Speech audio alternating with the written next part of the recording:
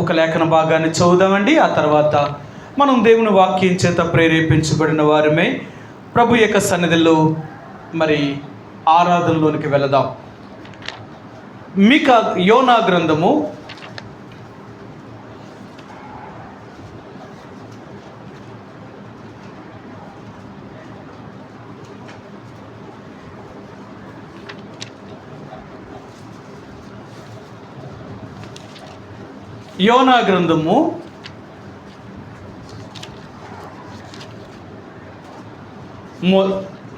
4వ అధ్యాయము.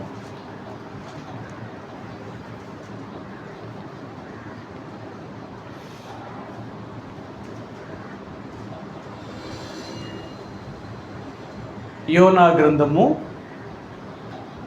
4వ అధ్యాయము 2వ వచనాన్ని మనందరము కలిసి ఒక్క మాటలో చదువుకుందామండి.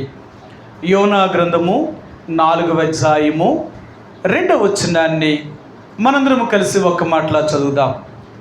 యెహోవా, నేను నా దేశమందుండగా ఇట్లు జరుగునని నేను అనుకుంటుని కదా, అందువలననే నీవు కటాక్షమును జాలియును బహు శాంతమును అత్యంత కృపగల దేవుడివై ఉండి పశ్చాత్తాపపడి కీడు చేయక మానుదువని నేను తెలుసుకుని దానికి ముందుగానే తర్షీషునకు పారిపోతిని.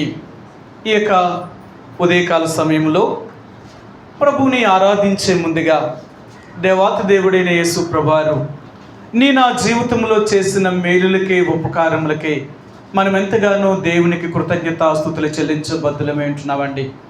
ప్రతి ఆదివారము లేక ప్రతిరోజు కూడా మనం దేవుణ్ణి స్తుతిస్తూనే ఉంటాం. ఎందుకు అంటే ఆయన చేసిన మేలులు ఎంతో గొప్ప మేలులు. నిజంగా ప్రతిరోజు మనం ఎందుకు దేవుణ్ణి స్తుతిస్తాము అంటే ఈరోజు అంటే మన జీవితంలో ఒక రోజు గడవడమే ఎంతో గొప్ప. అర్థమైందా? మన జీవితంలో ఒక రోజు గడవడం అంటే అంత సామాన్యమైనది ఏమీ కాదు. మనం అనుకుంటున్నాం రోజులు గడిచిపోతున్నాయి అనుకుంటున్నాం.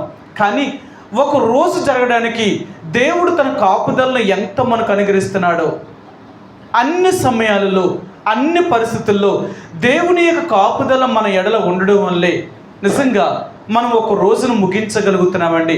ఒక రోజు ముగించాము అంటే మన శక్తి సామర్థ్యముల చేత కానీ, మన యొక్క బలము చేత కానీ, మన జ్ఞానము చేత కానీ, ఈ లోకంలో మనకున్న ఆస్తుపాస్తుల చేత కానీ దేని చేత కూడా మనం ఒక రోజుని ప్రారంభించలేము, ఒక రోజును ముగించలేము కూడా. ప్రారంభించాలి అన్నా ముగించాలన్నా సరే ఆ దేవుడు దయవలన మాత్రమే ఒకరోజు మనం ప్రారంభించి ముగించగలుగుతున్నాం. అందుకే ఆ దేవుడికి మనం ఎంతగానో కృతజ్ఞతాస్తుతులు చెల్లించబద్దులమే ఉంటున్నామండి. ప్రతి ఆదివారము మనం దేవుని యొక్క సన్నిధికి వచ్చినప్పుడు దేవుణ్ణి స్తుతించడమే గాక ప్రతిరోజు కూడా దేవుణ్ణి స్తుతిస్తూ ఉంటామండి. అందుకనే ప్రతిదానికి అంటే మనం తినినా, మనం త్రాగినా, మనం లేచినా, మనం కూర్చున్నా, మనం పండుకొనినా మనం దేవుణ్ణి స్తుతిస్తూనే ఉంటాం అన్నమాట. చూసారా, మనం దేవుణ్ణి స్తుతిస్తూనే ఉంటాం. ఎందుకు దేవుణ్ణి స్తుతిస్తాము అంటే ఆయన దయ వల్ల మాత్రమే మనం అలాగ కలిగి ఉంటున్నాం. కాబట్టి ఈ ఉదయకాల సమయంలో దేవుని యొక్క ప్రజలుగా నీవు నేను ఆ దేవుణ్ణి ఎందుకు మనం స్తుతించాలి అంటే ఆయన మన జీవితంలో చేస్తున్న మేలులకి ఉపకారములకి ఆయన మనం స్తుతించవలసిన వారు ఉంటున్నాం. కాబట్టి ఈ ఉదయకాల సమయంలో ప్రభువుని ఆరాధించే ముందుగా ఈ యోనా గ్రంథము 4వ అధ్యాయములో యోనా యొక్క స్థితిగతులన్నిటినీ కూడా ఈ అధ్యాయంలో జ్ఞాపకం చేస్తూ వస్తున్నారు. మరి ఈ యోనా మొదటి అధ్యాయం దగ్గర నుంచి యోనాను దేవుడు నినివేకి వెళ్ళమంటే తర్షీషునికి పారిపోవడం, తర్వాత దేవుడు సముద్రంలో తుఫాను రేపడం, సముద్రంలో యోనాను పడవేసేలాగా చేయడం, యోనా సముద్రంలో పడిన తర్వాత మహామత్స్యం వచ్చి యోనాను మిరింగడం, మరలా చేప వెళ్ళి యోనాను నినివే ఒడ్డున కక్కడం, ఆ యోనా తిరిగి వెళ్ళి నినివే పట్టణంలో 3 దినాలంత ప్రయాణము చేసి నినివే పట్టణంలో చాటింపు వేశాడు. నినివే మహాపట్టణ ప్రజలారా, మీరు చేసిన పాపము దేవుని దృష్టికి ఎంతో ఘోరమైనదిగా ఉన్నది కాబట్టి 40 రోజుల్లో ఈ మహా విశాల పట్టణమైన ఈ నినివే పట్టణాన్ని దేవుడు నాశనం చేయబోతున్నాడు అని ఆయన చాటింపు వేసిన తర్వాత నినివే పట్టణంలో ఉన్న మరి పిల్లల దగ్గర నుంచి ముసలివారి వరకు, అధికారుల దగ్గర నుంచి రాజు వరకు అందరూ కూడా గోనె బట్టలు కట్టుకొని వారు బూడిద తల మీద పోసుకొని మహాశోకముతో దేవుడికి విజ్ఞాపనం చేయడం ప్రారంభించారు 3వ అధ్యాయంలో. అంతేకాదు నినివే రాజు వారికి ఏం చెప్పాడు అంటే, పశువులను సైతము కూడా నీటి కొరకు వాటిని విప్పకూడదు అని, పశువులను కూడా వారు విప్పకుండా 3 దినాలు వారు ఎంతో ఉపవాస దినమును చాటించి వారు ఉపవాసం ఉండి దేవుడి దగ్గర తమను తాము తగ్గించుకున్న దాన్ని బట్టి దేవుడు వారిని మరి క్షమించి నినివే పట్టణాన్ని ఆయన కాపాడినట్లుగా ఈ 3వ అధ్యాయంలో మనం చూడగలుగుతాం. సరే, మీకు ఆ మాట చూపిస్తాను. యోనా గ్రంథము 3వ అధ్యాయము 10వ వచనం. ఈ నినివే వారు తమ చెడు నడతలను మానుకొనగా వారు చేయుచున్న క్రియలను దేవుడు చూచి పశ్చాత్తాప్తుడై వారికి చేయదునని తాను మాట ఇచ్చిన కీడుని చేయక మానెను. సరే, ఎంత మంచి దేవుడు! తాను ఏమైతే కీడు చేయాలి అనుకున్నాడో ఆ కీడుని చేయకుండా దేవుడు పశ్చాత్తాప్తుడై ఆ నినివే పట్టణంలో ఉన్న ప్రజలను దేవుడు క్షమించాడు. ఎప్పుడైతే దేవుడు క్షమించాడో ఈ యోనాకి కోపం వచ్చింది. వచ్చి అంటున్నాడు, ఎందుకు నన్ను పంపించాలి? నువ్వేమో నేను చాటింపు వేసిన తర్వాత నువ్వేమో మరలా ఆ నినివే పట్టణాన్ని నాశనము చేయకుండా ఉండడం వల్ల మరి ఇక నేను వెళ్ళింది ఎందుకు? అందుకే కదా నువ్వు నినివేకి వెళ్ళమంటే నేను తర్షీషునకి ఎందుకు పోవాలనుకున్నానంటే, నీకు ఎలాంటి మనసు ఉన్నవాడు అని నాకు ముందే తెలుసు అని యోనా దేవుడి గురించి మాటలు చెప్తున్నాడు. ఇప్పుడు చూద్దాం 4వ అధ్యాయము 2వ వచనం. యెహోవా, నీవు నా దేశమందు ఉండగా నేను నా దేశమందు ఉండగా ఇట్లు జరుగునని నేను అనుకుంటుని కదా, అందువలననే నీవు కటాక్షమును జాలియును బహుశాంతమును అత్యంత కృపగల దేవుడివై ఉండి పశ్చాత్తాపపడి కీడు చేయక మానుదువని నేను తెలుసుకొని దానికి ముందుగా తర్షీషునకు పారిపోతిని. యోనా చెప్తున్నాడు, దేవుడి గురించి యోనాకి తెలుసట. దేవుడి గురించి యోనాకి తెలుసట. ఏమని తెలుసట? నువ్వు ఎలాంటోడో నాకు బాగా తెలుసు, అందుకనే ఆయన ఎలాంటోడో ఈయన చెప్తున్నాడు. నా 3 మాటలు చెప్తున్నాడు అక్కడ చూడండి. యోనా గ్రంథంలో మనం చదివిన అధ్యాయంలో, నీవు కటాక్షమును జాలియును బహుశాంతమును అత్యంత కృపగల దేవుడివై ఉండి. యోనా దేవుణ్ణి ఆయన ఎలా తెలుసుకోగలిగాడు అంటే, ఈ 4 గంటలుగా యోనా నువ్వు ఇలాంటి వాడివని నాకు తెలుసు, నువ్వు ఇలాంటి వాడివని. ఈరోజు మన జీవితంలో దేవుడు ఎలాంటి వాడో మనకు తెలియాల. ఈరోజు మనం దేవుడిని ఆరాధిస్తున్నాము అంటే, మనం దేవుడిని నమ్ముకున్నాము అంటే, ఆయన ప్రజలుగా చేయబడ్డాము అంటే ఆయన ఎవరు, ఆయన ఎలాంటి వాడు, ఆయన ఏంటి అనేది మనం తెలుసుకోకుండా ఎలాగా దేవుణ్ణి మనం ఆరాధించగలం? ఆ దేవుణ్ణి ఎలాగ మనం స్తుతించగలం? ఆయన ఎవరో తెలియకుండా మనం ఏమీ ఆయన్ని ఆరాధించలేమండి. ఒక వ్యక్తిని ఆరాధించాలి అంటే ఆయన ఎవరో, ఆయన స్థితి ఏంటో మనం తెలుసుకోగలిగి ఉండాలి. అందుకనే ఈ యోనాకి దేవుడు ఎవరో ఆయనకు బాగా తెలుసండి. ఈ 4 విషయాల్లో యోనా ఎంతోగా తెలుసుకోగలిగాడు అంటే, అతను చూసిన దాన్ని బట్టి కావచ్చు, లేక ఆయన విన్న దాన్ని బట్టి కావచ్చు, లేక ఆయన జీవితంలో అనుభవించిన దాన్ని బట్టి కావచ్చు. దేవుడు ఎవరు తన జీవితంలో ఎలాంటి అనుభవాలు గుండా ఆయన ఎరిగాడు కాబట్టి అందుకని అంటున్నాడు, నాకు ముందే తెలుసు నువ్వు ఎలాంటి వాడువు అని.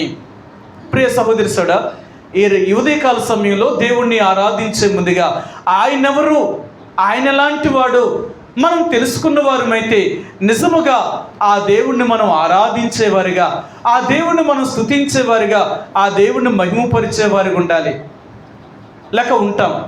బైబిల్ గ్రంథంలో అంటాడు, తమ దేవుణ్ణి ఎవరైతే వెలుగుతారో, ఆ దేవుణ్ణి ఎవరైతే తెలుసుకోగలుగుతారో వాళ్ళు చాలా బలమైన కార్యాలు చేయగలుగుతారు. మనందరికీ బాగా పరిచయమైన మాట, ఎన్నోసార్లు మీకు చూపించాను, మరలా చూపిస్తాను. దానియేలు గ్రంథము 11వ అధ్యాయము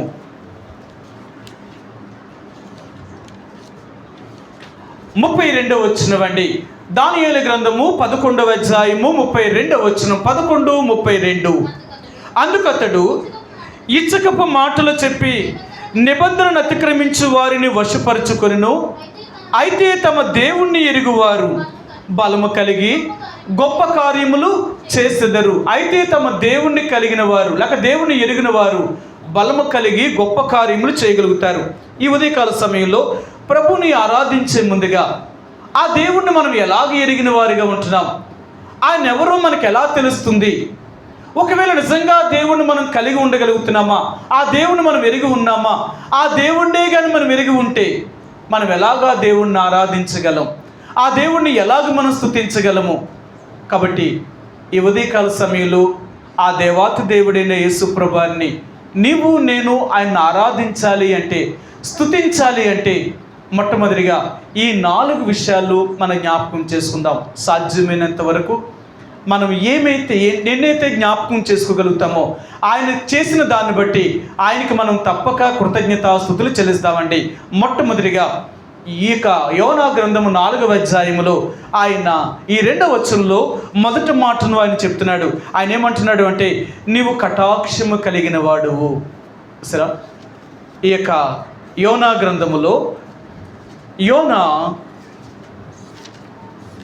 దేవుణ్ణి ఆరాధించేటప్పుడు ఆయన ఏమని చెప్తున్నాడు అంటే, నువ్వు కటాక్షము కలిగిన వాడువు అంటున్నాడు ఆయన. చూసారా, నీవు కటాక్షమును, చూసారా, దేవుడు కటాక్షము కలిగిన వాడట అంటే ఇక్కడ నాకు చాలా ఆలోచించాను నేను. కటాక్షం అంటే ఏంటి? కరుణించడము. ఏమండి కటాక్షం అంటే ఏంటి?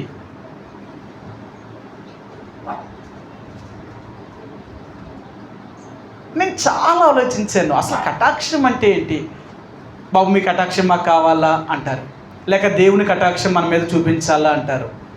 ఏంటి కటాక్షము? దేవుని యొక్క కటాక్షం అంటే అడిగింది ఇవ్వడం. అంటే నువ్వు మా ఎళ్ళని కటాక్షం చూపించడం, అడిగింది ఇవ్వడం. ఇంకా ఏమండి? అర్హత లేనప్పుడు కూడా పొందుకోవడం కటాక్షము. ఇంకా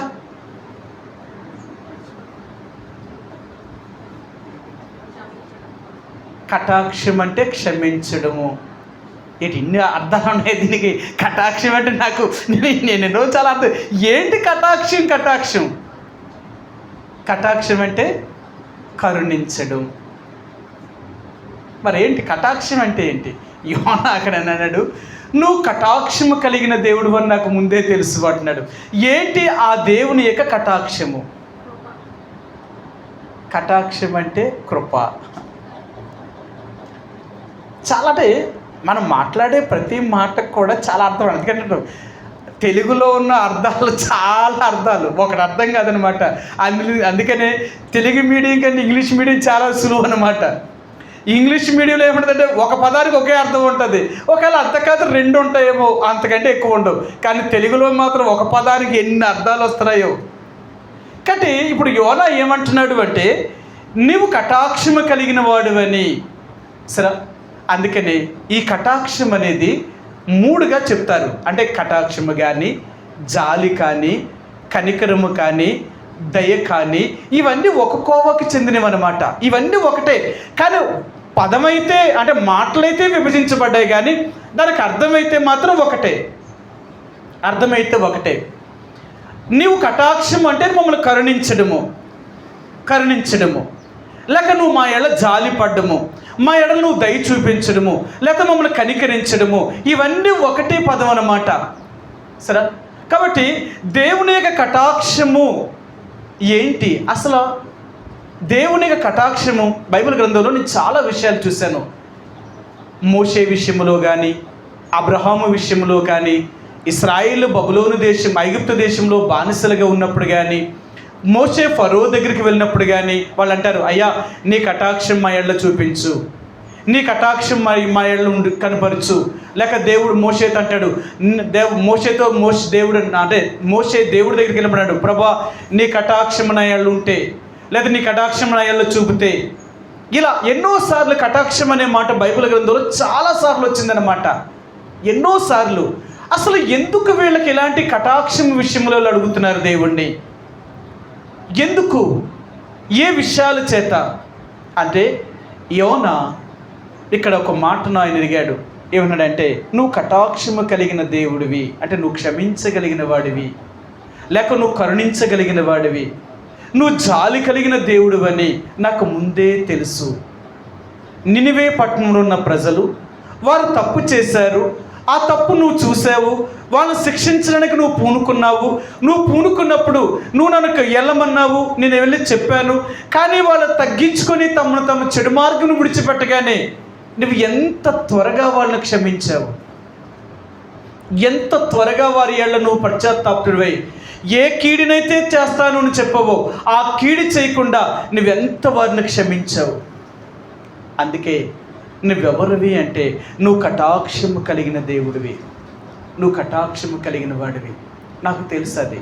ఎందుకంటే నా జీవితంలో కూడా నువ్వు చెప్పినట్లుగా నేను వినకుండా నువ్వు నినివేకి వెళ్ళమంటే నేను తర్షీషునకు పోతున్నప్పుడు మార్గ మధ్యలో సముద్రంలో నేను పడవేయబడినప్పుడు చేప యొక్క కడుపులో ఉండి మహాశోకముతో విజ్ఞాపనము చేసి నీ దగ్గర నేను ప్రార్థన చేసినప్పుడు నువ్వు నన్ను క్షమించి ఆ మహామత్స్యం యొక్క కడుపులో నుంచి నన్ను బయటికి తీసుకొచ్చావు కదా.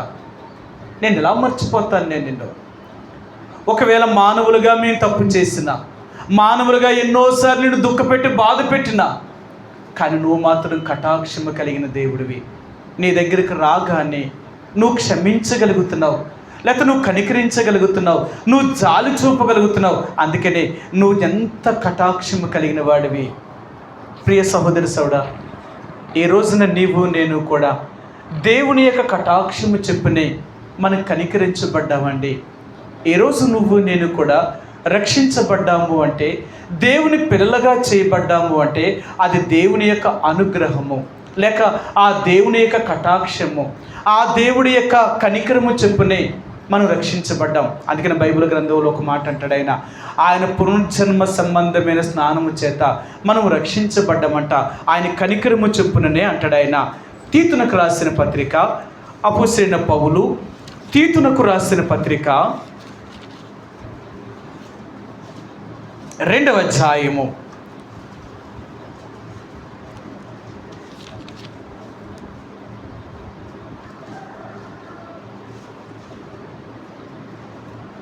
ఇక్కడ ఆయన మనం ఎలాగో కనికరించబడ్డామో క్షమించండి. 3వ అధ్యాయము 5వ వచనమండి.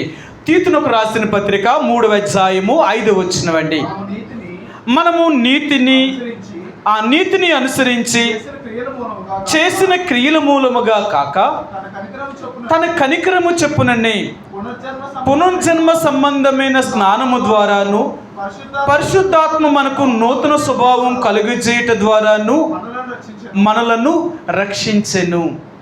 ఆయన అంటున్నాడు, అపోస్తలుడైన పౌలు చెప్తున్నాడు, తీతు ఈ రోజున మనం దేవుని చేత రక్షించబడ్డాము అంటే మనం విమోచించబడ్డాము, మనం తిరిగి జన్మించాము, ఆ దేవుని మనం నమ్ముకోగలిగాము అంటే ఇది ఎలా జరిగింది అంటే ఆ దేవుని యొక్క కరుణ, లేక ఆ దేవుని యొక్క కటాక్షము, ఆ దేవుని యొక్క కటాక్షం వలనే ఈరోజు నువ్వు నేను కూడా ఆ దేవునిలో అంటే యేసు ప్రభువారిలో మనం తిరిగి జన్మించడానికి ఆ దేవుడు మనకు అనుగ్రహించిన గొప్ప భాగ్యం అండి.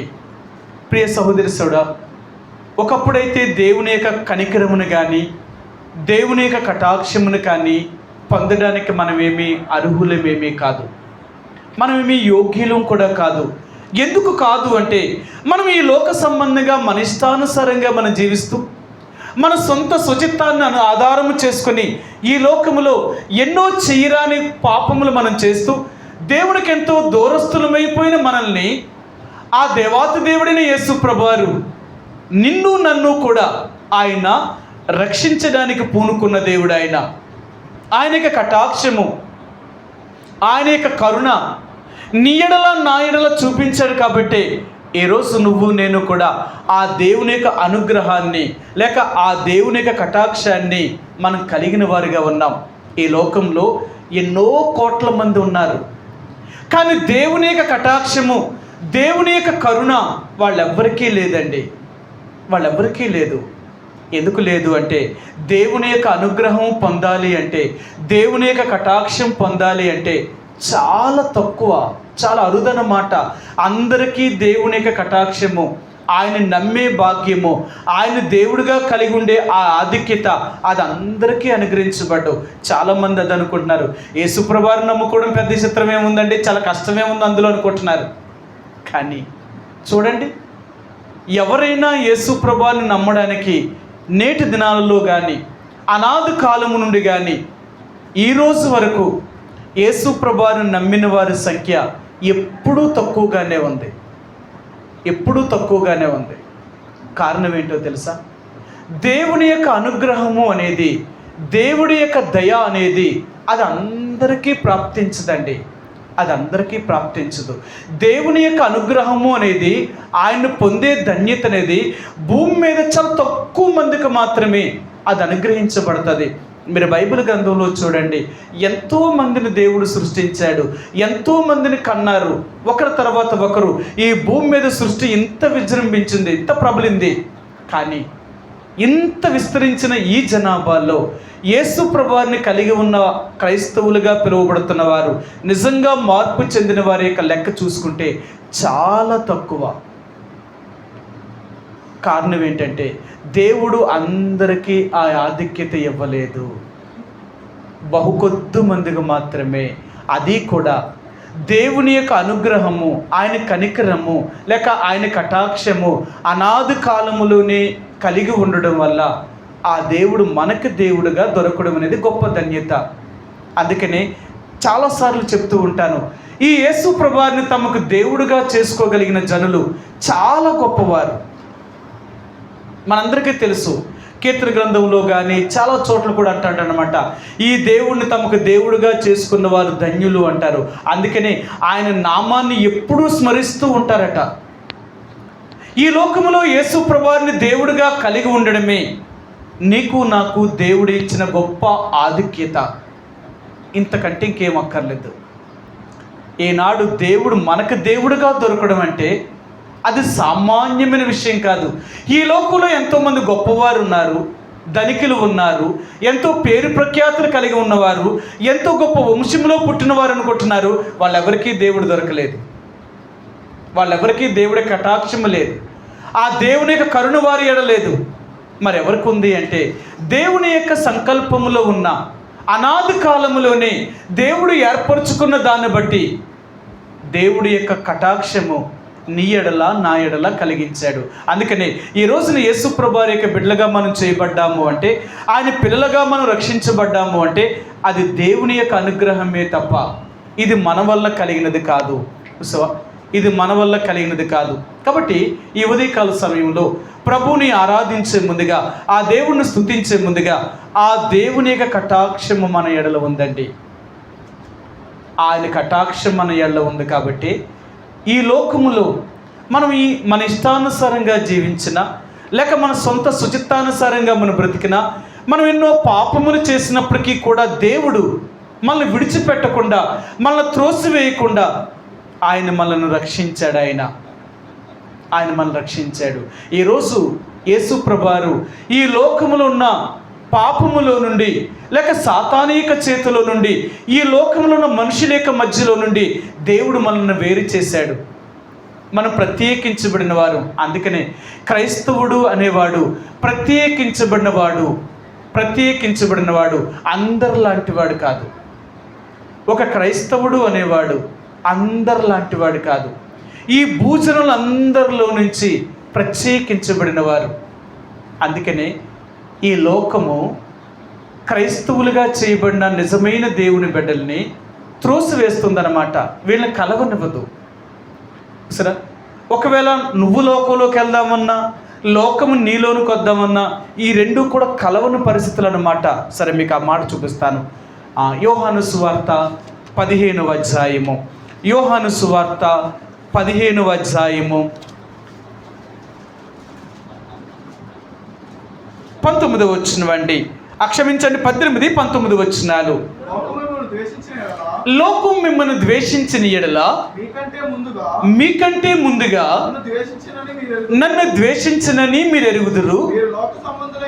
మీరు లోక సంబంధులైన ఎడల లోకం తన వారిని స్నేహించును. అయితే మీరు లోక సంబంధులు కారు, నేను మిమ్మల్ని లోకములో నుండి ఏర్పరచుకొంటిని. అందుచేతనే లోకం మిమ్మల్ని ద్వేషించుచున్నది. సరే, లోకమంట మనల్ని ద్వేషిస్తుందంట, లోకం మనల్ని ప్రేమించదంట. ఎందుకు ప్రేమించదు అంటే మనం దేవుడు మనల్ని ఏర్పరచుకోవడం వల్ల. ఈ రోజున దేవుని చేత ఏర్పరచబడిన వారు, అంటే దేవుని చేత ఏరు చేయబడిన వారు, రక్షించబడిన వారిని లోకం వారిని ద్వేషిస్తుందండి. లోకం వీరితో స్నేహం చేయదు. ఈ రోజున చూడండి, బైబిల్ గ్రంథంలో అంటాడు, దేవుని ప్రజలనేవారు లోకముతో స్నేహము చేసేవారు కాదు. లోకముతో స్నేహం చేసేవారు కాదు. ఏంటి లోకం? ఏంటి లోకం? లోకం లోకం లోకం అంటే దేవుణ్ణి ఎరగిన మనుషులండి. లోకం అంటే, లోకంలో ఎవరున్నారంటే దేవుణ్ణి ఎరగిన మనుషులు. అందుకని దేవుణ్ణి ఎరగిన మనుషులతో వీళ్ళకి సాంగత్యం లేదు. వీళ్ళకి ఎందుకో తెలుసా?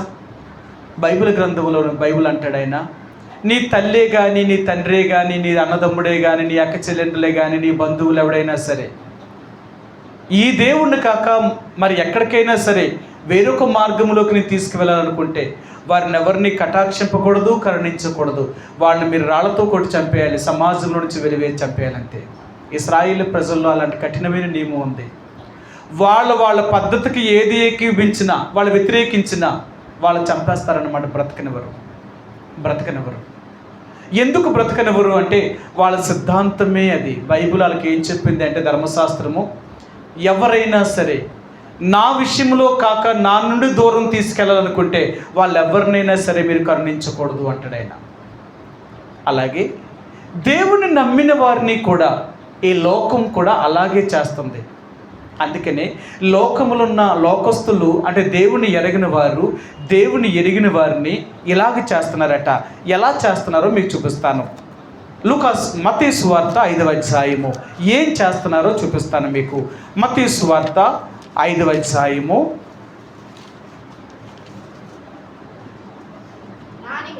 12వ వచనం వండి. 11 చదువు. నా నిమిత్తము జనులు మిమ్మల్ని నిందించి హింసించి మీ మీద అబద్ధముగా చెడ్డ మాటలల్లో పలుకున్నప్పుడు, చూసారా, ఈ లోకం మనల్ని ఏం చేస్తుందట? హింసిస్తుంది, నిందిస్తుంది, అబద్ధముగా చెడ్డ మాటలల్లో పలుకుతుందట.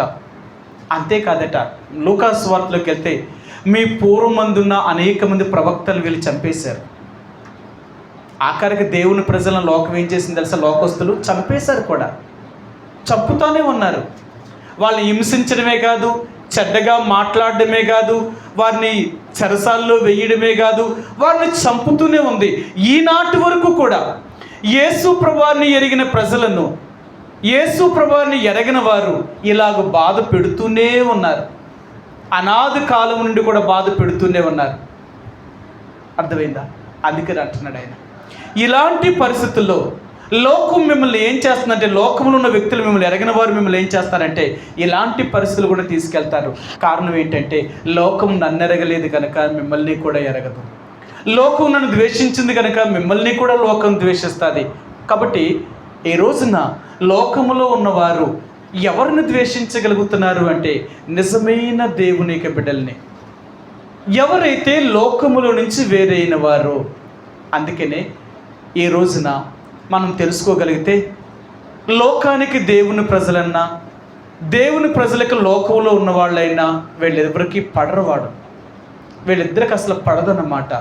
శరీరానికి ఆత్మకి ఎలాంటిదో, ఆత్మ శరీరానికి ఎలాంటిదో, ఈ రెండు ఒకదానికొకటి ఎలాగైతే విరోధంగా ఉన్నాయో, అలాగే శరీరానుసారమైన మనుషులు, ఆత్మానుసారమైన మనుషులు వీళ్ళు ఎప్పుడు కూడా కలవలేరు. బైబిల్ గ్రంథంలో చూడండి, ఒకేసారి పుట్టిన, ఒకే తల్లి గర్భంలో నుంచి వచ్చిన వీళ్ళ మార్గాలు మాత్రం వేరు. ఆదాముకి అవ్వకి కయ్యను ఏబేలు పుట్టారు, వీళ్ళిద్దరూ వేరు. ఒక తల్లి కడుపులో నుంచి పుట్టిన ఇద్దరు ఒకలాగా లేరు. మీరు చూస్తే రెబెకా గర్భంలో నుంచి 2 పిల్లలు పుట్టారు, యాషావు యాకోబులు. వీళ్ళిద్దరిని చూస్తే వీళ్ళిద్దరి స్వభావం కూడా వేరు.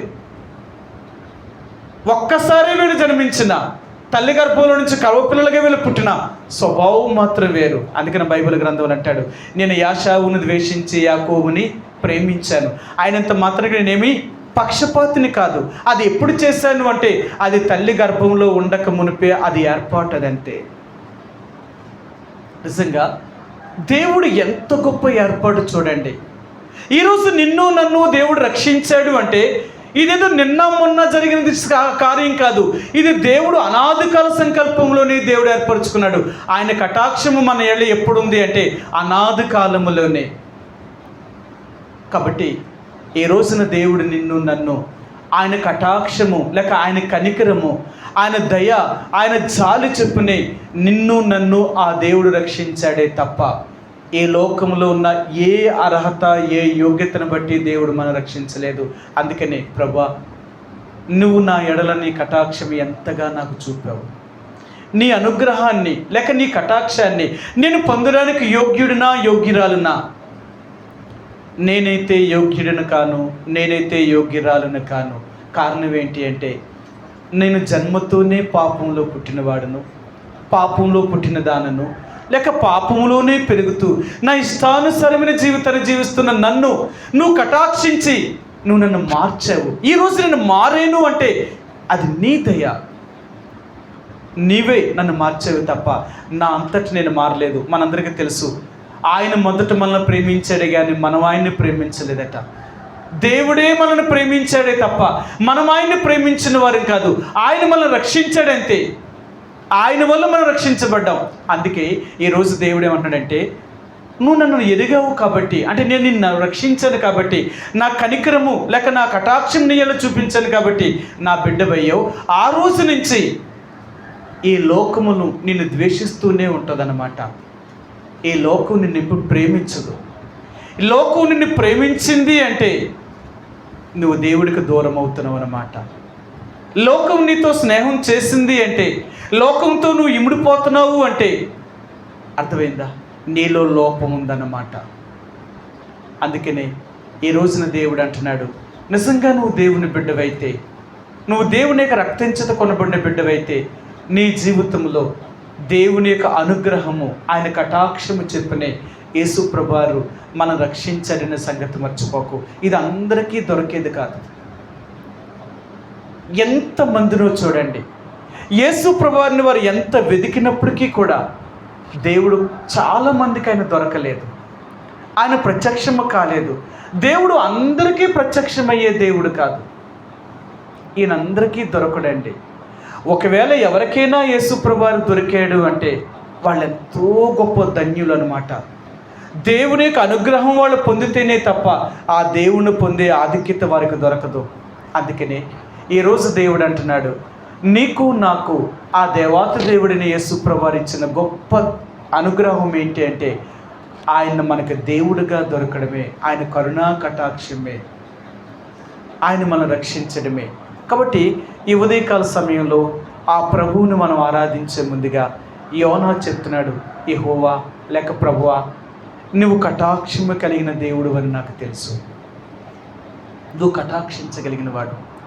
ఎన్ని తప్పులు చేసైనా సరే, నినివే ప్రజలు ఇంత దుర్మార్గులైనప్పటికీ కూడా వాళ్ళు ఒక్కసారి తగ్గించుకొని వారు ఏడ్చి నీ తట్టు తిరగగానే నీవెంత కటాక్షము చూపించావు, వారిని ఎంత క్షమించావు నువ్వు.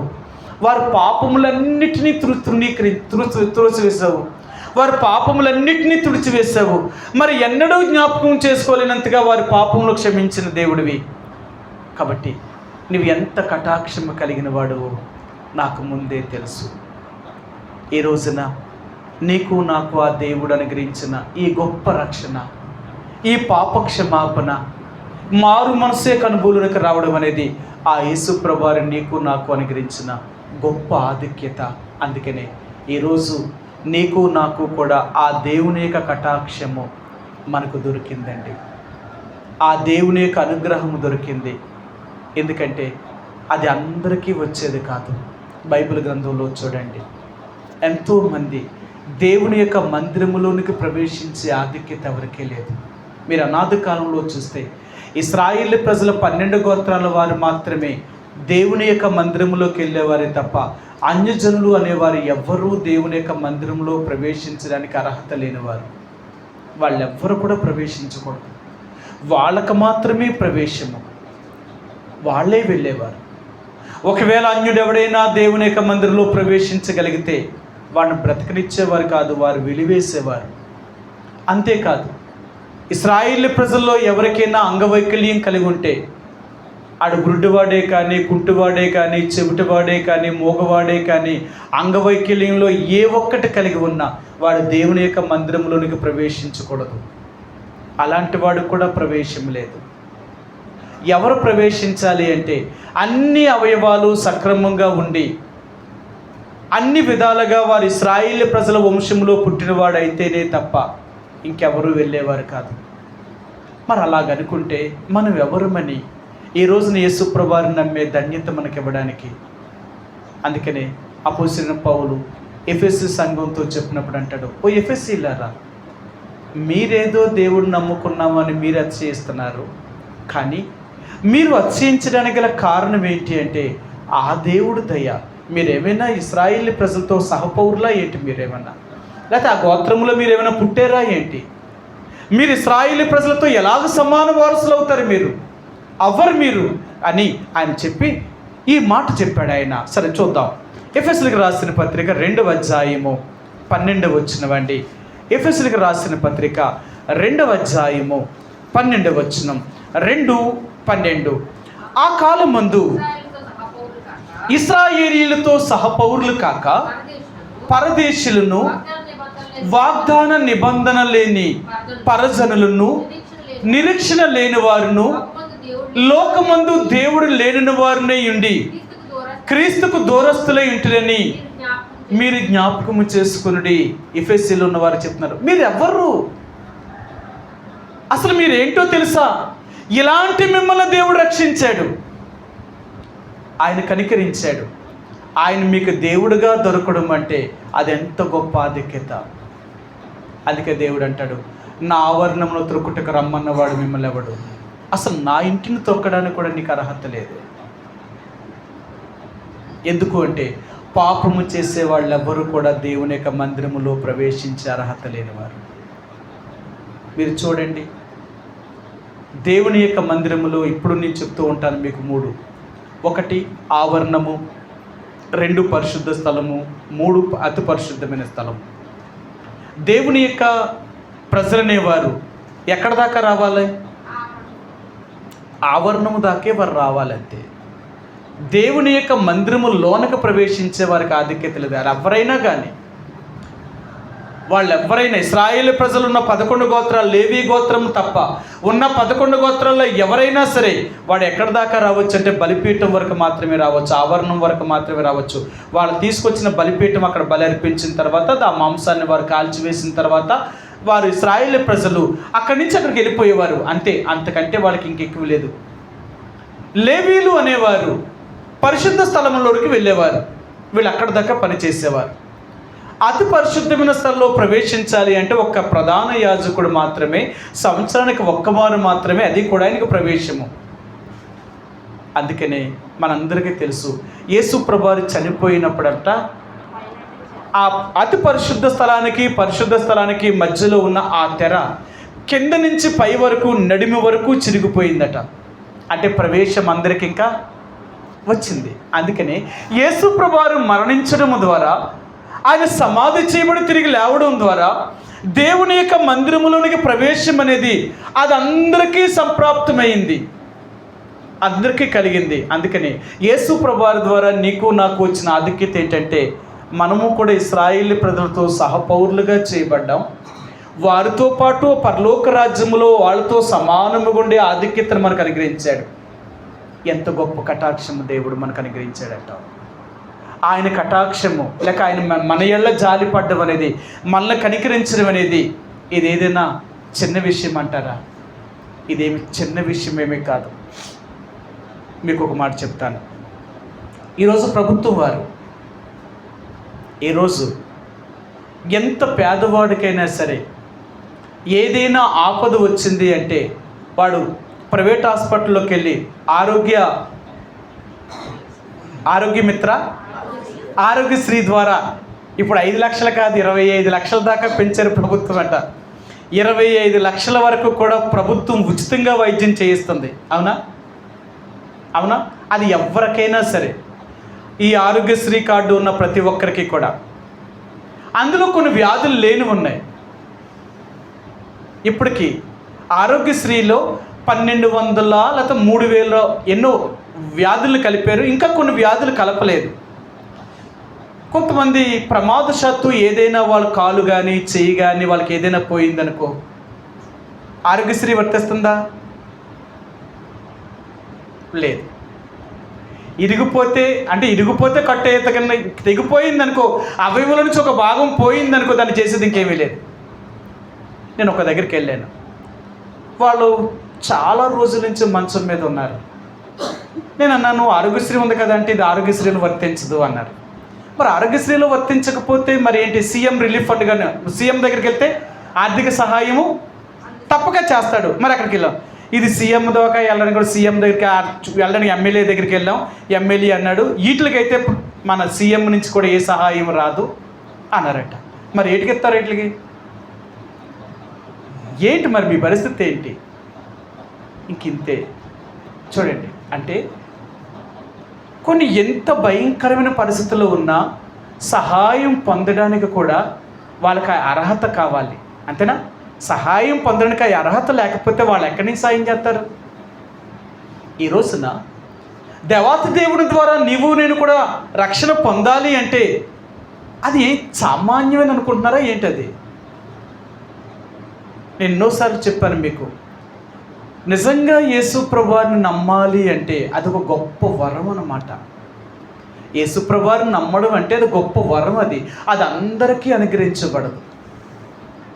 అది పొందిన వాళ్ళకి తప్ప పొందలేని వాళ్ళకి అది అర్థం కాదు. అది కూడా చెప్తున్నాడు ఆయన. ఇది రక్షించబడిన వారికి మాత్రమే ఇది దేవుని యొక్క శక్తి, కానీ ఇది దేవుణ్ణి ఎరగలేని వారికి మాత్రం అది వెర్రితనమే. దేవుడిలోనికి వచ్చిన తర్వాత ఆయన శక్తి అనేది ఎప్పుడు అర్థమవుతుందంటే ఆయన తెలుసుకున్న తర్వాతే. అంతవరకు నీకు అర్థం కాదు. అందుకని ఈరోజు దేవుడు అంటున్నాడు, నేను నీకు ఎలాంటి కటాక్షము చూపించానో తెలుసా?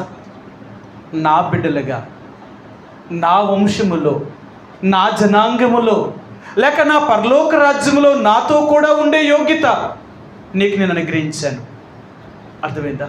నేను ఇచ్చిన ఈ అనుగ్రహం అనేది ఇదేది సామాన్యమైనదేమీ కాదు. రెండవదిగా ఆయన అంటున్నాడు, ఈయన కటాక్షమే కదట. రెండవ మాట చెప్తున్నాడు ఆయన. యోనా గ్రంథము 4వ అధ్యాయము 2వ మాట చూడండి. యోనా గ్రంథము 4వ అధ్యాయము 2వ మాట 10లో ఆయన చెప్తున్నాడు, నువ్వు జాలియును సరే, అందుకని నన్ను నువ్వు కటాక్షమును జాలి. ఈ జాలి అనేది చాలా రకాలుగా ఉంటుందట. అందుకని బైబిల్ గ్రంథం అన్నాడు, ఒక తల్లి తనకు బిడ్డల ఎల్ల జాలి పడినట్లుగా, లేక మరి ఈ లోకంలో జాలి అనేది ఎలా కలుగుతుందంటే, జాలి అనేది ఇది సామాన్య అందరి ఎల్ల జాలి పడ్డట. అందుకని బైబిల్ గ్రంథం అంటాడు, నేను ఎవరి ఏళ్ళ జాలి పడుదునో, లేక ఎవరి ఏళ్ళ కనికరాన్ని చూపిస్తానో వారి ఏళ్లే కనికరం చూపిస్తాను, నేను ఎవరి ఏళ్ళ జాలి పడాలో వారి ఏళ్లే జాలి పడతాను అంటాడు ఆయన కదా.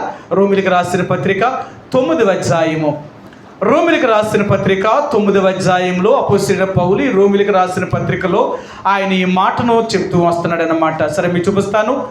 15 వచ్చిన వాడి 9:15. అందుకు మోషేతో ఇలాగూ ఎవరిని కనికరింతునో ఇలాగూ చెప్పుచున్నాడు, ఎవరిని కరుణింతునో వారిని కరుణింతును, ఎవని ఎడల జాలి చూపుదును వాని ఎడల జాలి చూపుదును. ఆయన అంటున్నాడు, నేను ఎవరి ఎడల కనికరాన్ని చూపిస్తాను వారి ఎడల కనికరం చూపిస్తాను, నేను ఎవరి ఎడల జాలి పడాలో వారి ఎడలే జాలి పడతాం. అందరి ఎడల జాలి పడదు. అందుకనే చాలాసార్లు ఆ జాలి గల మనసు కూడా దేవుడే ఇవ్వాలట. మీకు తెలుసో తెలీదో, ఆ జాలి గల మనసు కూడా దేవుడిస్తేనే వస్తుందట, లేకపోతే దేవుడు ఇవ్వకపోతే ఆ మనసు కూడా రాదట. చాలామంది అంటారు ఈ జాలి అనేది దేవుడి యొక్క లక్షణం, ఇది మానవుడి యొక్క లక్షణం ఏమీ కాదు. జాలి పడ్డం అనేది ఇది మానవుడికి వచ్చే లక్షణం కాదు. మానవుడి యొక్క లక్షణం ఏంటంటే కఠినత్వం కలిగిన వాడు, ఎందుకంటే వీడి స్వభావమే అలాంటిది. దేవుని యొక్క స్వభావం ఏంటంటే జాలి, కనికరము, దయ, ఇలాంటి స్వభావం కలిగిన వాడు. ఇవి దేవుడి యొక్క లక్షణాలు. ఎవరైతే దేవుని నమ్ముతారో వారికి మాత్రమే ఈ జాలిగల మనసు కలుగుతుంది తప్ప ఇది అందరికీ రాదండి, ఇది అందరికీ రాదు. చాలామందిని చూడండి, నేను చాలామందిని చూశాను, సాధ్యమైనంత వరకు దేవుని నమ్మిన బిడ్డల్లో వారు మాత్రమే జాలి కలిగిన వారుగా ఉంటారే తప్ప దేవుణ్ణి ఎరగిన వారు కానీ నామకార్థమైన స్థితిలో ఉన్నవారు కానీ వాళ్ళకి ఎటువంటి జాలి, దయ, కనికరం అనేది ఏముండదు. వాళ్ళు ఎంత కఠినంగా ప్రవర్తిస్తారో తెలుసా? ఎదటోళ్ళు ఏమైనా, వాళ్ళ కళ్ళు ఎదుర్కొంటూ ఏమైపోతున్నా వీళ్ళ మనసు మాత్రం కరగడానికి అవకాశమే లేదు. కారణం ఏంటి అంటారు? వాళ్ళకి ఆ జాలి రాదంతే. ఇంకా ఏమంటే వాళ్ళకైతే మనకేంటండి, వాళ్ళలాగుంటే మనకేంటి, మనమేంటో మనం చూసుకోవాలంతే, మనమేంటో మనం చూసుకోవాలా, అది కాదు. అందుకనే రెండోదిగా దేవుడు అంటున్నాడు నేను జాలి కలిగిన వాడు. అందుకనే దేవుడి దగ్గర మనిషి తను ఏదైనా తప్పు చేసినప్పుడు కానీ, లేదా తను ఏదైనా కష్టాన్ని అనుభవిస్తున్నప్పుడు కానీ, బాధను అనుభవిస్తున్నప్పుడు కానీ దేవుడి దగ్గరికి వచ్చి ప్రభువా నన్ను క్షమించు తండ్రి, ఇలా పాపంలో పడిపోయాను, ఇలా తెలియని పరిస్థితిలో ఉన్నాను, నన్ను విడిపించు తండ్రి అని కానీ నిజంగా ఒప్పుకోగలిగితే మన దేవుడు వారి ఎడల ఎంతో జాలి చూపిస్తాడట. ఆయన కరుణావాత్సల్యత కలిగిన దేవుడట, అత్యంత శాంతమూర్తి, ఆయన క్షమించగలిగిన దేవుడు ఆయన. కాబట్టి ఈ యోనా నినివే ప్రజల గురించి ఆయన చెప్తున్నది ఏంటంటే ప్రభా నువ్వు ఎంత జాలి కలిగిన వాడివి. ఏ నినివే ప్రజలైతే దుర్మార్గంగా జీవించినప్పటికీ కూడా వారిని ఎంతగా నువ్వు జాలిపడి వారిని క్షమించావు, ఎంత క్షమించావు. ప్రియ సహోదరి సోదరుడా, ఈ ఉదయకాల సమయంలో దేవుడు నీకు నాకు కూడా జ్ఞాపకం చేసేది ఏంటంటే జాలి కలిగిన పరిస్థితులు. అందుకనే ఈరోజు దేవుడు అంటున్నాడు నేను నీ ఎడలా కూడా జాలి పడ్డాను. నీ ఎడల నేను జాలి చూపించడం వల్లే నువ్వు ఈ రోజు వరకు భూమి మీద నువ్వు కాపాడబడుతున్నావు. ఎన్నోసార్లు మీకు చూపించాను నేను. ఒకవేళ దేవుడే కానీ మన ఎడల జాలి పడకపోతే, ఆ దేవుడే కానీ మన ఎడల వాత్సల్యత చూపించకపోయి ఉంటే మనం చేసిన తప్పులకైతేనేమి, మనం చేసిన పొరపాట్లకైతేనేమి మనం ఎప్పుడూ మరణించవలసిన వారము. అవునా? అవునా? మనం మరణించవలసిన వారు, బ్రతకడానికి మనకు అర్హత లేనివారు. అర్థమైందా? బ్రతకడానికి అర్హత లేనివారు. సరే మీకు ఆ మాట చూపిస్తాను. విలాప వాక్యములు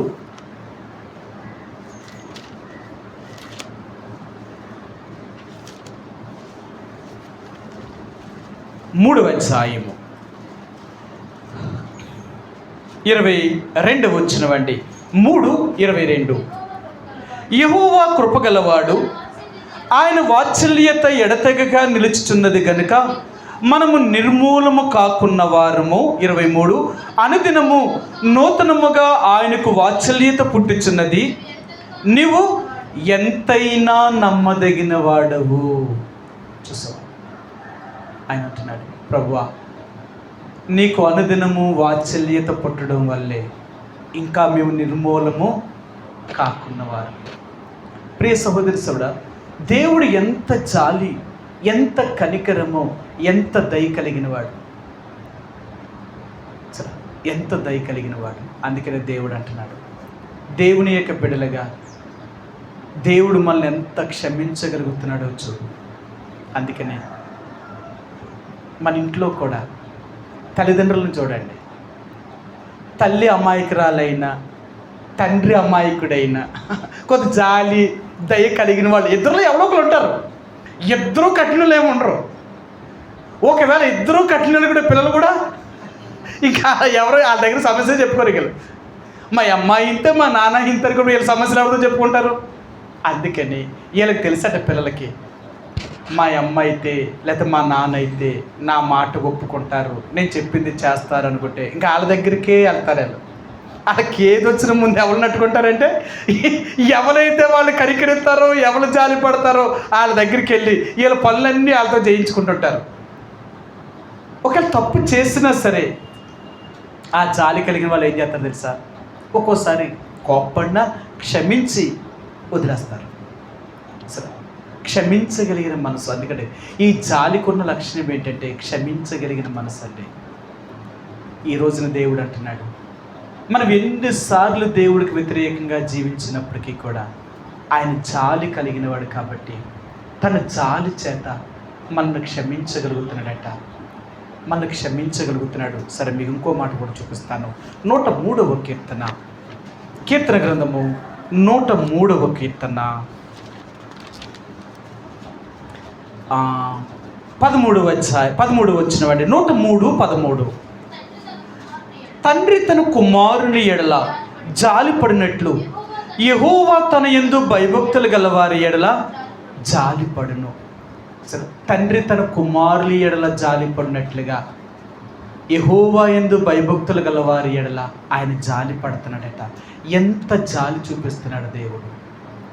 కాబట్టి ఈ రోజున యేసు ప్రభువారు నీకు నాకు జ్ఞాపకం చేసేది ఏంటంటే, నేను జాలి కలిగిన వాడును, నీ ఎడల నేను జాలి చూపిస్తున్నాను.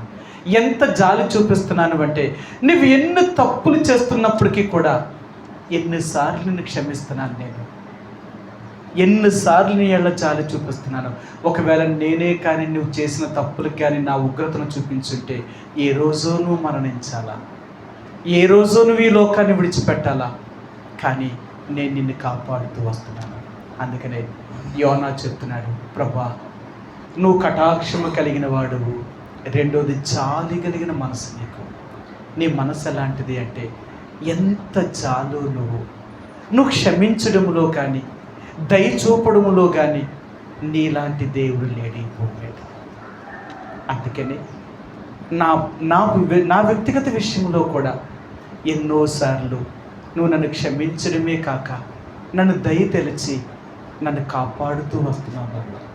అందుకే ఈరోజు వరకు నేను ఇంకా భూమి మీద బ్రతుకు ఉన్నాను అంటే అది నీ కరుణ, అది నీ జాలి కలిగిన మనసు, నీ కటాక్షమే తప్ప, నీ జాలి కలిగిన మనసే తప్ప లేకపోతే కాదు.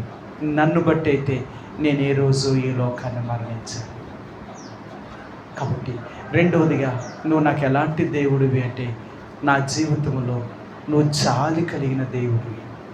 మూడవదిగా ఈ యోనా గ్రంథములో ఆయన అంటున్నాడు, 3వ మాట ఆయన అంటున్నాడు, సరే నువ్వు కటాక్షమును జాలియు బహుశాంతమూర్తివు. నువ్వు నీకెంత శాంతమో తెలుసా? ఆ దేవుడట చాలా శాంతం కలిగిన వాడట.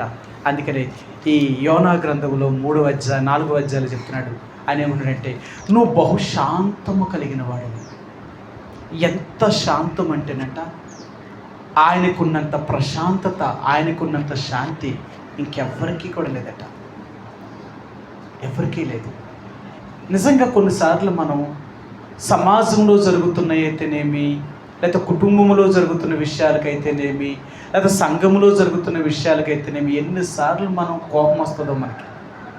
వాళ్ళ బ్రతకూడదండి, వీళ్ళు బ్రతకూడదండి, అసలు వీళ్ళు బ్రతకడానికి అర్హులే కారండి, వీళ్ళు ఉండడానికి యోగ్యులే కారండి అని ఎన్నోసార్లు మనం అంటూ ఉంటాం. ఎందుకంటే ఈ విషయాలకి, ఇలాంటి చిన్న విషయాలకి, మనం చూసిన వాటికి విన్న వాటికే మనం ఇలాగ అనుకుంటే ఇంకా దేవుడు ఎన్ని చూస్తున్నాడు అంటారు, దేవుడికి ఎన్ని తెలుసు అంటారు. దేవుడు అంటున్నాడు, మానవుడి యొక్క రహస్యమైన స్థితి అంతా దేవుడికి తెలుసట. మానవుడు ఎలాంటి వాడో తెలుసా? కొన్ని కనిపించేలా చేస్తాడు, కొన్ని కనిపించకుండా చేస్తాడు. మనిషి ఎలా అంటాడో చూడండి. కొన్ని బయటికి కనపడుతున్నాయి, కొన్ని బయటికి కనిపిస్తా లేదు. కనిపించే వాటిని బట్టి మనుషులుగా మనం ఎంత ద్వేషిస్తే, కనిపించిన వాటిని బట్టి ఇంకెంత దేవుడు ద్వేషించాలంటారు. కానంట ఆయన చాలా శాంతమూర్తట. ఆయనకి త్వరగా కోపపడ్డట, ఆయన అంత తేలిగ్గా కోపపడ్డట. ఆయనకు కోపం వచ్చిందా, ఆ కోపాన్ని కూడా ఆర్పజాలరట. ఆయన కోపం వచ్చింది అంటే ఆ కోపాన్ని ఏ మానవుడు ఇంకా ఆర్పజాలడు. అందుకనే ఆయన అంటాడు, ఆయనకు కోపము రేపొద్దు అంటాడు, ఆయన కోపము రేపకూడదు అంటాడు. చాలా ప్రశాంతత కలిగిన వాడు. ఎంత ప్రశాంతుడు అంటే, ఈ భూమి మీద సాతానుడు ఇన్ని రకాలుగా మానవుల్ని పాడు చేస్తున్నప్పటికీ కూడా, దేవునికి ఇంత వ్యతిరేకంగా చేస్తున్నప్పటికీ కూడా దేవుడు ఎంత ప్రశాంతత కలిగి ఉన్నాడో. సరే, మీకు ఈ మాట చూపిస్తాను. మత్తయి సువార్త 5వ అధ్యాయము, మత్తయి సువార్త 5వ అధ్యాయము 44 వచ్చినవండి. 5:44. నేను మీతో చెప్పినది ఏమనగా, మీరు పరలోకమందున్న మీ తండ్రికి కుమారులై ఉండినట్లు మీ శత్రువులను ప్రేమించుడి, మిమ్మల్ని హింసించే వారి కొరకు ప్రార్థన చేయుడి. ఆయన చెడ్డవారి మీదను మంచివారి మీదను తన సూర్యుని ఉదయింపచేసి నీతిమంతుల మీదను అనీతిమంతుల మీదను వర్షమును కురిపించుచున్నాడు. ఎంత మంచివాడు చూడండి. ఆయన ఎంత శాంతము కలిగిన వాడు అంటే, ఆయన అందరినీ ఒక్కలాగే ప్రేమించగలుగుతున్నాడు. ఎన్ని తప్పులు చేసినా ఆయన మాత్రం బహుశాంతము కలిగిన వాడు. ఇవన్నీ జరుగుతున్నా, ఎన్ని చూస్తున్నప్పటికీ కూడా దేవుడు ఏ రోజు కూడా తన కోపాన్ని, తన ఉగ్రతను రేపుకొట్టలేదు. అందుకంటాడు, ఎన్నో మార్లు నాకు కోపం వస్తుంది, ఎన్నో మార్లు మీరు చేసిన పాపానికి అంతం చేయాలనుకుంటున్నాను, కానీ మరలా నేను తలంచుకున్నాను, నేను కోపపడడం వల్ల నష్టపోయేది నేనే కదా. అర్థమైందా? నష్టపోయేది నేనే కదా అంటున్నాడు ఆయన. కీర్తన గ్రంథము 78వ కీర్తన ఈయన అంటాడు, ఆయన ఏమన్నాడు మీకు చూపిస్తాను. కీర్తన గ్రంథము 78వ కీర్తన 38వ వచనమండి. 38వ వచనం. అయితే ఆయన వాత్సల్య సంపూర్ణుడై వారిని నశింపజేయక వారి దోషమును పరిహరించువాడు, తన ఉగ్రతను ఏమాత్రమును రేపుకొనక పలుమార్లు కోపము అణుచుకునేవాడు కాగా, వారు కేవలము శరీరులై ఉన్నారనియు విసిరి వెళ్ళి మరలరాని గాలివలే ఉన్నారనియు ఆయన జ్ఞాపకము చేసుకొనెను. పలుమార్లు తన కోపాన్ని అణుచుకుంటున్నాడు ఆయన. ఎందుకో తెలుసా? నేను కానీ కోపపడితే మానవుడు మట్టి అయిపోతాడు, బూడిదైపోతాడు. నేను చేసిన మానవుడిని నా చేతులతో నేనే వాడిని చంపేవలసి వస్తుంది. అందుకనే దేవుడు ఆదికాండం 6వ అధ్యాయంలో మానవులు తప్పు చేసినప్పుడు దేవుడు అక్కడ అంటాడు, దేవుడు భూలోకాన్ని అంతం చేయాలనుకున్నాడు. అక్కడ ఒక మాట అంటాడు, ఇక నరులు చేసిన పాపమును బట్టి దేవుడు మరలా ఈ భూమిని అంతం చేయకూడదు అనుకున్నాడట. అందుకని అక్కడ అంటాడు, ఆయన కోపపడి ఇంకెప్పుడు ఇలాగ నేను చెయ్యను అంటున్నాడు ఆయన.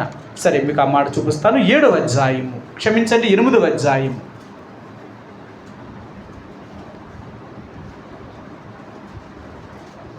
ఆదికాండము 8వ అధ్యాయము 21వ వచనమండి. 21వ వచనం. అప్పుడు యెహోవా ఇంపైన సువాసనను ఆగ్రహించి ఇక మీదట నరులను బట్టి భూమిని శపించెను. ఎందుకనగా నరులు హృదయాలోచన వారి బాల్యము నుండి చెడ్డది. నేనిప్పుడు చేసిన ప్రకారముగా ఇకను సమస్త జీవులను సంహరింపను అన్నాడు.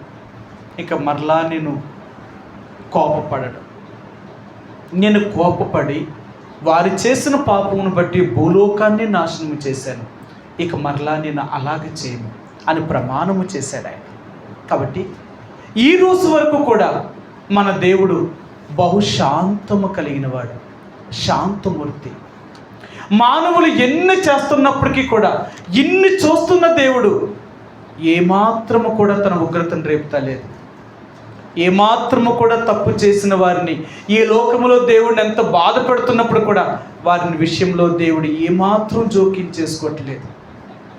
ఎంత శాంతమూర్తి వచ్చింది. అందుకనే దేవుడు అంటున్నాడు, నేనెంత శాంతము కలిగిన వాడినో తెలుసా? నీ జీవితంలో కూడా ఎన్నోసార్లు నేను ఒక తండ్రి తన కుమారు ఏళ్ల జాలి పడినట్లుగా నేను మీ ఏళ్ల జాలి పడుతూ వస్తున్నాను. ఎన్నిసార్లు నాకు కోపం రేపావు, ఎన్నిసార్లు నన్ను వ్యతిరేకంగా బాధించావు.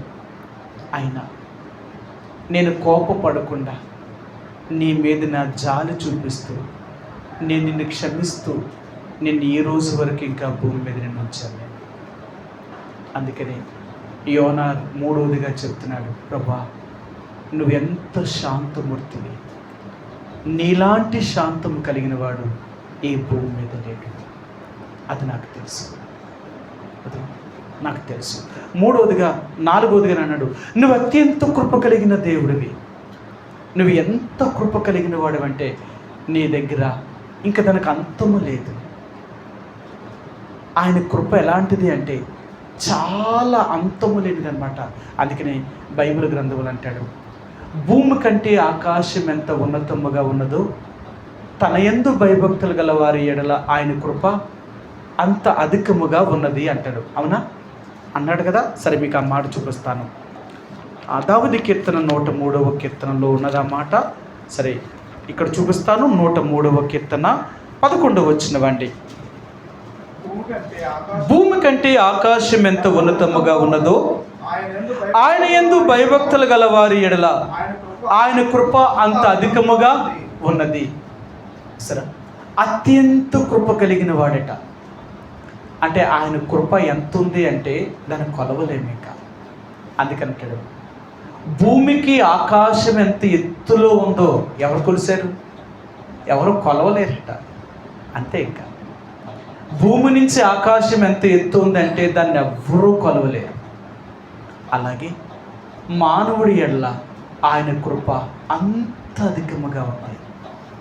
ఈరోజు నువ్వు నేను కూడా దేవుని యొక్క కృపలో భద్రపరచబడి ఉన్నాం.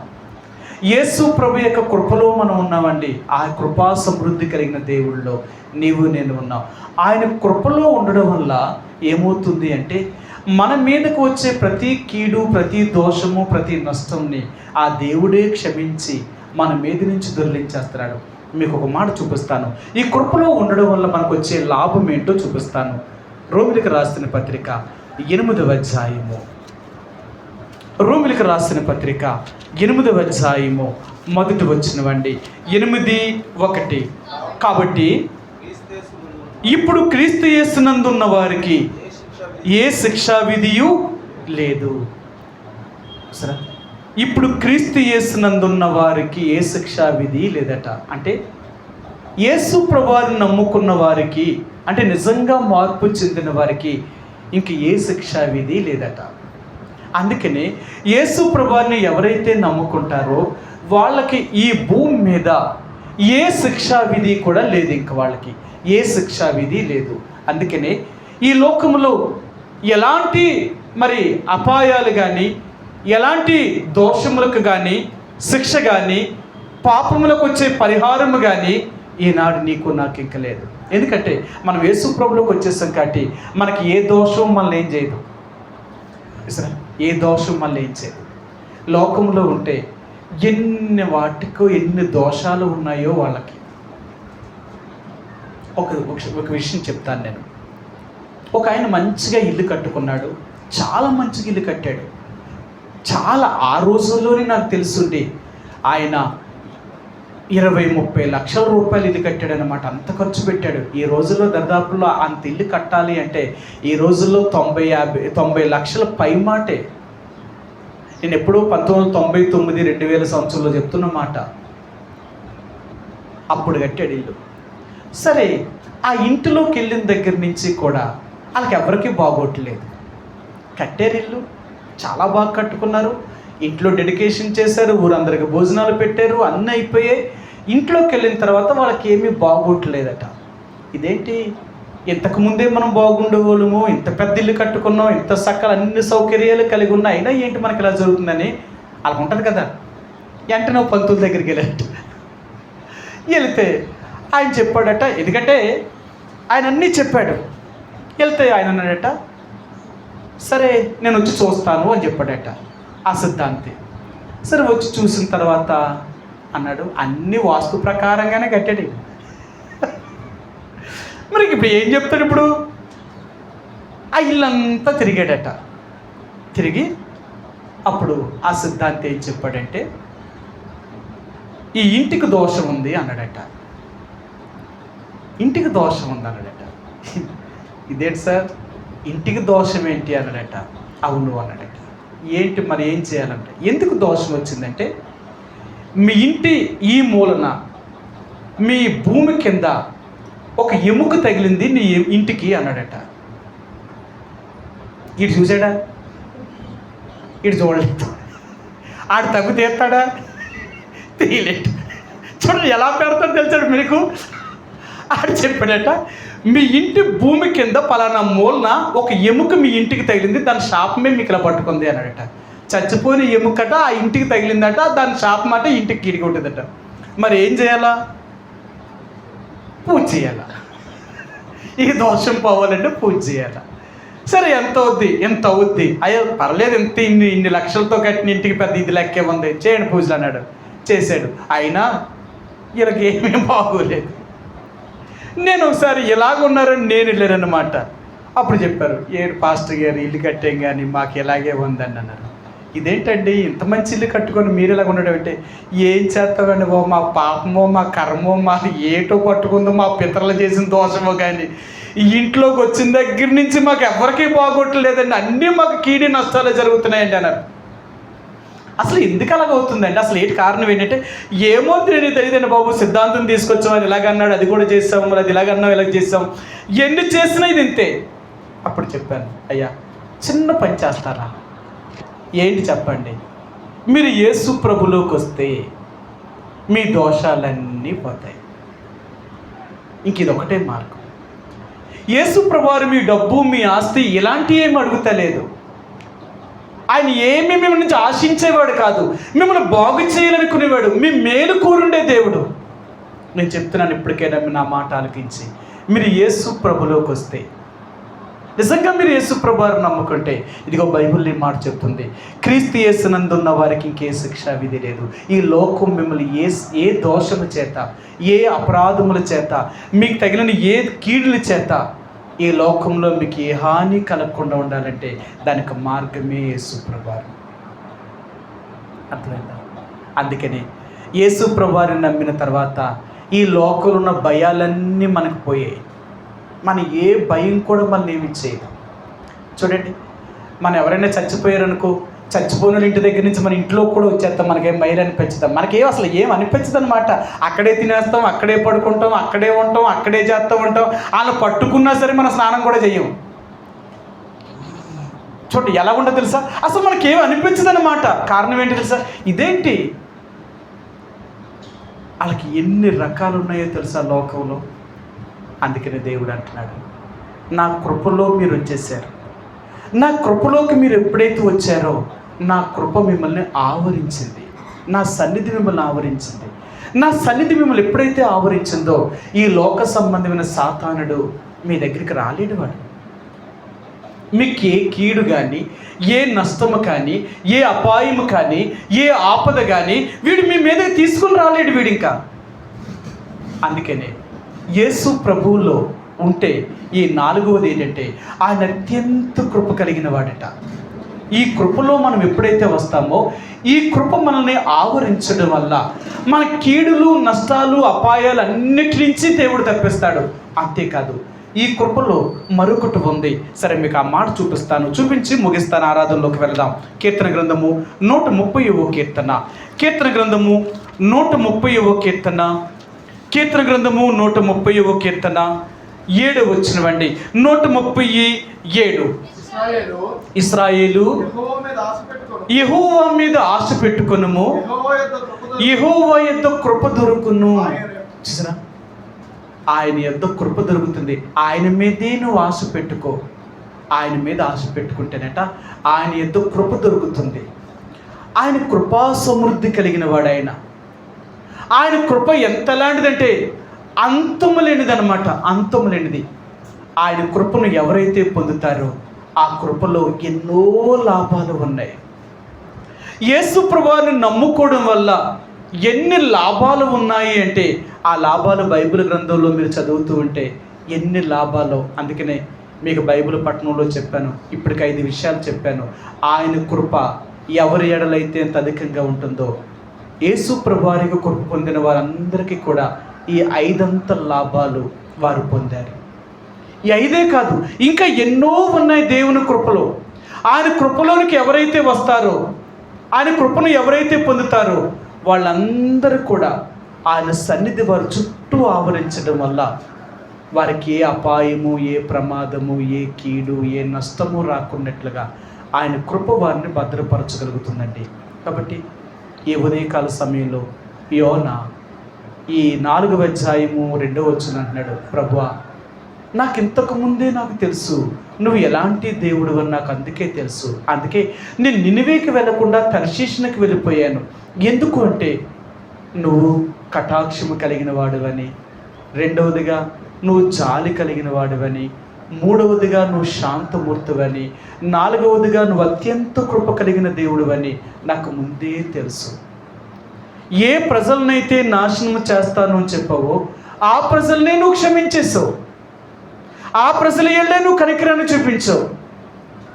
అందుకే నువ్వు ఎలాంటి దేవుడు అని నేను తెలుసుకోగలిగాను అంటున్నాడు. ఈరోజు దేవుడు అంటున్నాడు, నా జీవితంలో కూడా దేవుడు ఎలాగ ఆయన చేశాడు, ఎలాగ మనకు మేలు చేస్తూ వచ్చాడు ఆయన.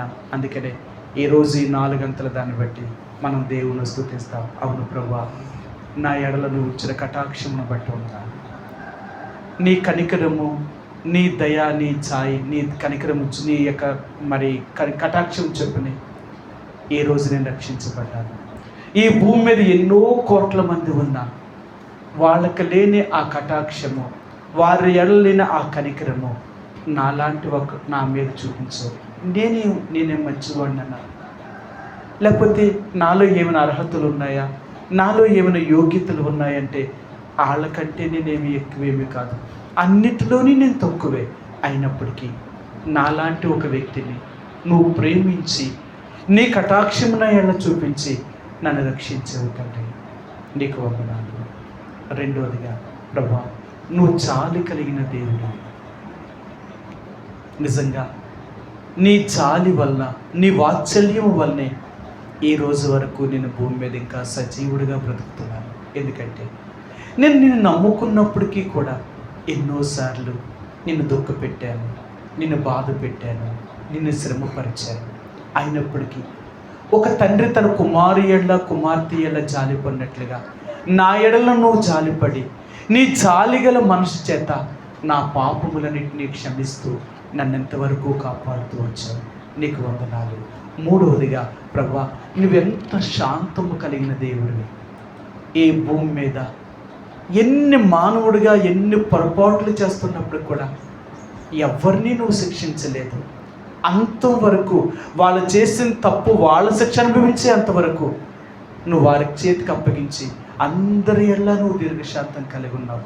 అంతేకాదు నన్ను కూడా, నా ఎడల కూడా నువ్వెంత దీర్ఘశాంతం కలిగిన దేవుడిగా ఉండి నా అపరాధముల విషయంలో, నా దోషం విషయంలో నన్ను శిక్షించక, నన్ను త్రోసివేయక ప్రభా, నన్ను ఇంతవరకు నువ్వు నా ఎడల చూపుతున్న నీ శాంతము, నీ కనికరము నా ఇళ్ళంతగా చూపిస్తున్నావు.